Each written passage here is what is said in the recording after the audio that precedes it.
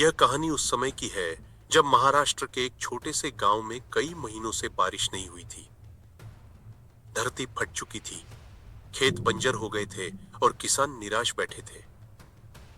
उनमें से एक था गोविंद, एक युवा किसान जिसकी मेहनत पूरे गांव में मिसाल मानी जाती थी। लेकिन उस साल उसकी सारी फसल सूख गई। घर में अनाज खत्म हो गया और पशु भी भूख से मरने लगे। गोविंद ने आसमान की ओर देखकर कहा, हे प्रभु, अगर तेरा कोई रूप इस धरती पर है तो मुझे बचा ले।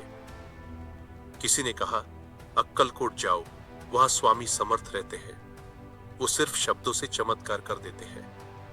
यहीं से गोविंद की यात्रा शुरू हुई, भूख, थकान और विश्वास के साथ। गोविंद ने अपने पुराने कपड़े पहने और निकल पड़ा। 5 दिन की पैदल यात्रा के बाद वह अक्कलकोट पहुंचा। उसने देखा सैकड़ों लोग स्वामी समर्थ के दर्शन के लिए खड़े थे।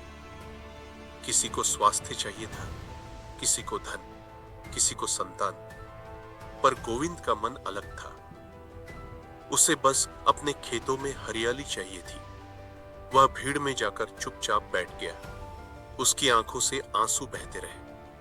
उसी समय स्वामी समर्थ ने अचानक कहा, अरे, वो जो चुपचाप बैठा है वो क्यों रो रहा है? उसे बुलाओ।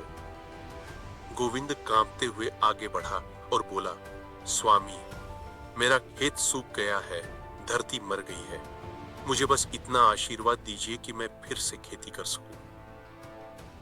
स्वामी समर्थ ने हंसकर कहा, धरती मरी नहीं है, तेरे भीतर का विश्वास मरा है।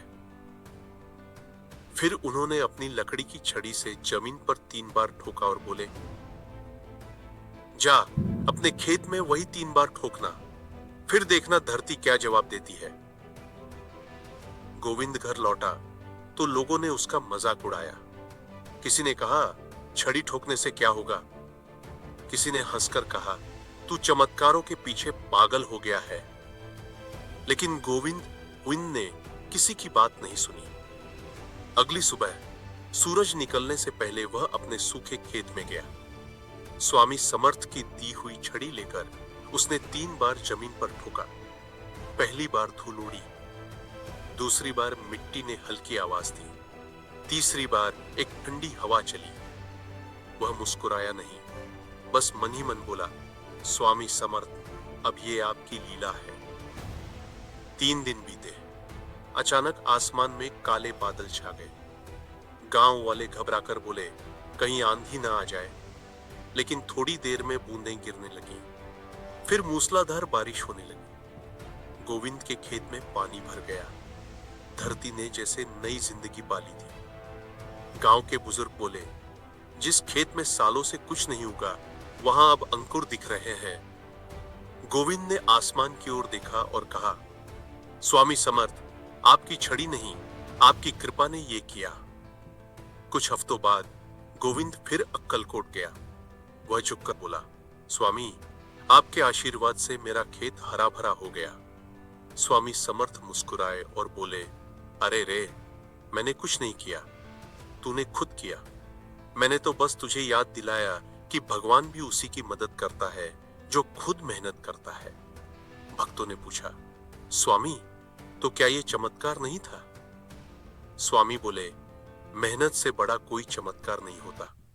बस जब श्रम और विश्वास एक हो जाए तो प्रकृति भी झुक जाती है। गोविंद का खेत हरा हुआ तो गांव के बाकी किसान भी उसके पास आए। उन्होंने भी खेतों में वही छड़ी ठोकी, पर इस बार श्रद्धा के साथ, न कि दिखावे के लिए।